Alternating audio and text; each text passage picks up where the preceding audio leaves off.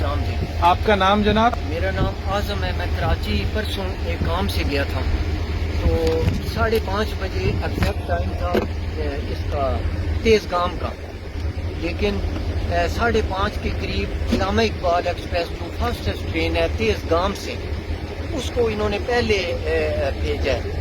6 بجے کے قریب ہماری ٹرین آدھا گھنٹہ کراچی کینٹ سے لیٹ چلی. ہماری 13 نمبر بوگی بالکل خالی تھی، صرف 4 سے 5 بندے تھے اور 1-2 عورتیں تھیں. تو حیدرآباد میں آ کر جماعت کی بکنگ ہوگی. پوری بوگی جو ہے جماعت کے بندوں سے ہماری بوگی بھر گئی. ہماری ریزرویشن نہیں تھی، لہٰذا ہم کھڑے ہو کر سفر کیا. تمام اس میں ان کی ریزرویشن تھی. تو جب صبح گاڑی خانپور پہنچی ہے تو جماعت والوں نے پہلے نماز پڑھنی شروع کیا، لیکن وہ مشکل پیش آ رہی تھی. تو خانپور اسٹیشن پر جب پوری رکی ہے تو وہاں ہماری بوگی والوں تقریباً آدھے آدمیوں نے وہاں جماعت کرائی ہے. باہر نماز پڑھ کر وہ اندر آئے ہیں.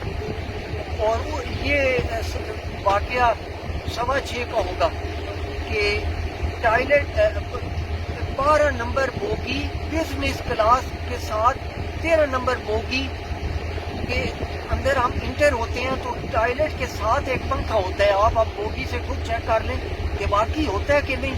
وہاں سے ایسے دھواں نکلا ہے جیسے بھٹے کی چمنی میں سے کالا دھواں، اور تیزی سے نکلتا ہے. اسی رفتار میں وہ دھواں تھا. ہم نے آگ نہیں دیکھی، آخر تک آگ نہیں دیکھی. تو اس کو پہلے وہ ہوا، اس کے بعد وہ پنکھا نیچے گرا. وہاں جو بندہ کھڑا تھا اس نے کہا یہ ریلوے والے ہیں کہ یہ پنکھا بھی نیچے گر گیا. اس کے بعد وہ دھواں بڑھا ہے، آگ میں نے نہیں دیکھی.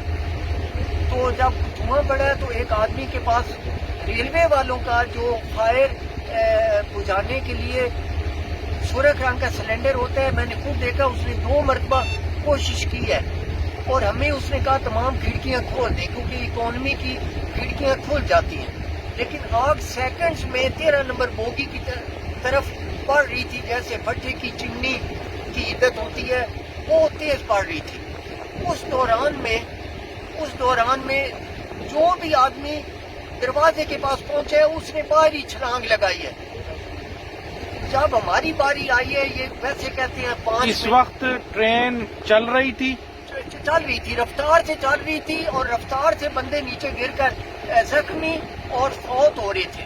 ہمیں اس بات کا نہیں پتا، لیکن ہمیں یہ پتا ہے کہ ہمیں تو ابھی جگہ مل رہی ہے دروازے کی طرف جانے کی کہ آگے سے جگہ خالی ہو رہی ہے. کھچا کھچ بھری ہوئی ہے، ہماری کوئی ریزرویشن نہیں تھی. اتنی بھری ہوئی بوگی وہ تھی. اور اس کے بعد میں نے بھی کھڑکی سے، یعنی پہلے دم گھٹنے سے مرے ہیں، بعد میں آگ لگی ہے. نہیں، اندر اتنی گرمی کی حدت تھی کہ اندر تو موت تھی نا، سیکنڈز میں موت تھی. ہمیں یہ موت نہیں نظر آ رہی تھی کہ ہم جب دروازے سے کریں گے تو ہم مریں گے. ہمیں یہ تھا کہ باہر فضا بڑی بہتر ہے. اچھا، آپ عینی شاہد ہیں، ہاں. آپ کا تعلق تبلیغی جماعت سے ہے؟ نہیں جی، میں تو سرگودے کا رہنے والا اچھا، ہوں. آپ کراچی سے سرگودا کے لیے جا رہے تھے؟ کھانے وال تک میرا ٹکٹ تھا. اچھا، آپ سرگودا میں کہاں رہائش ہے آپ کی؟ اسٹیڈیم روڈ پر. اسٹیڈیم میں. آپ کیسے بچے پھر؟ آپ نے کیا شکل بنائی؟ جی، ڈرائیور نے جب رفتار کم کی ہے، وہ تقریباً 2.5 منٹ میں رفتار کم ہو چکی تھی. ابھی گاڑی رینگ رہی تھی تو ہم نے جمپ، دروازے تک ہم نہیں پہنچے، ہم نے کھڑکی سے جمپ کر دیا. رفتار کم ہونے سے ہماری بچت ہو گئی. اگر ڈرائیور کی رفتار وہی ہوتی، 13 نمبر بوگی میں سے اندر والوں نے سارے نے آگ سے جھلسنا تھا اور باہر والوں نے زخمی ہونا تھا اور جو ہے نا فوت ہونا تھا.